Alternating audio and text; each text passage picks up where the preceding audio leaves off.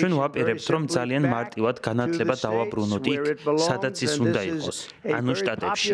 ეს ძალიან პოპულარული ნაბიჯია, თუმცა რაც მთავარია, ეს საღიაზრია და ეს იმუშავებს, ნამდვილად იმუშავებს.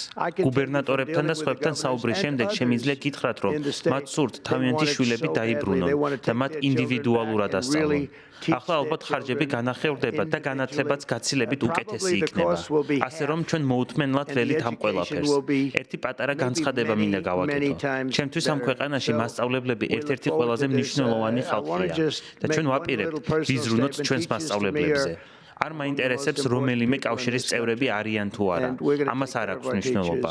ჩვენ ვაპირებთ ვიზრუნოთ ჩვენს მასწავლებლებზე და მჯერა რომ თავად შტატები უფრო კარგად იზრუნებენ მათზე.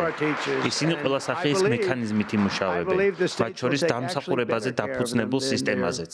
ეს შესანიშნავი მასწავლებლები უფრო მეტად იქნებიან დაფასებული. ალბათ ეს ასეც უნდა იყოს. ამ გადაწყვეტილებას თავად შტატები მიიღებენ. ჩვენ შვილებთან ერთად გვეყვარება ისინი და დავაფასებთ მათ. ისინი კი მშობლებთან ერთად იმუშავებენ.